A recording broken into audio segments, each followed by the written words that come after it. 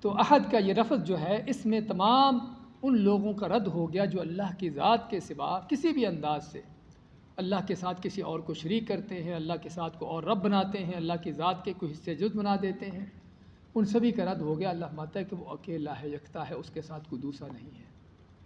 اللہ الصمد، صمد کا معنی کیا کرتے ہیں؟ بے نیاز۔ بے نیاز کا معنی، بے نیاز کا کیا معنی ہے؟ ہاں جی، ہاں ویسے ہم لفظ کہتے رہتے ہیں لیکن شاید بعض لوگوں کو سمجھ نہ پتہ نہ ہو کہ بے نیاز کا معنی کیا ہے، کہ جو کسی کا محتاج نہ ہو۔ صمد کے بھی عربی میں کئی معنی آتے ہیں۔ صمد کا ایک معنی تو یہ بھی کہ جو کسی کا محتاج نہیں، سبھی اس کے محتاج ہیں۔ یا ایھا الناس انتم الفقراء الی اللہ واللہ هو الغنی الحمید، اے لوگو تم سبھی اللہ کے فقیر محتاج ہو۔ یا ایھا الناس، اے لوگو، لوگوں کے اندر کون کون آتا ہے؟ ہاں جی، لوگوں کے اندر سبھی لوگ، سبھی، کوئی آدم علیہ السلام سے لے کر قیامت تک آخری آنے والا، سبھی یہ لوگ۔ انتم الفقراء الی اللہ، تم سبھی اللہ کے فقیر محتاج ہو۔ اور اللہ صرف کون ہے؟ هو الغنی الحمید، جو غنی ہے، کسی کا محتاج نہیں، سب تعریفوں کے لائق ہے۔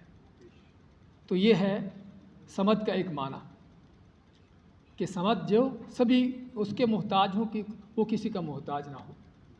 اور دوسرا معنی جو عربی لغت کے لحاظ سے وہ یہ بھی ہے کہ صمد وہ ذات ہے کہ جو صرف ایک ہی ہے، جس کا کوئی حصہ جز اس کا نہیں ہے، اس کے حصے اجزاء نہیں ہیں۔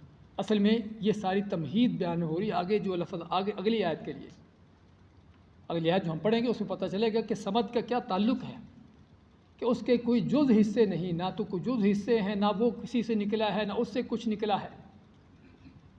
اور صمد کا لفظ کسی بڑے اس سردار کے لیے بھی استعمال ہوتا ہے کہ جس کی بڑی اطاعت کی جاتی ہو، اور جو اکیلا ہی اطاعت کے لائق ہو، اور کوئی شک نہیں کہ اللہ کی ذات ہی اس کائنات میں اصل وہی ہے جو اطاعت کے لائق ہے۔ تو اللہ الصمد، کہ جو اللہ بے نیاز ہے، جو کسی کا محتاج نہیں ہے، کہ جو اکیلا ہی پوری کائنات کو چلانے، ہر چیز کو کرنے میں وہ کافی ہے، کسی کو اس کو ضرورت نہیں ہے۔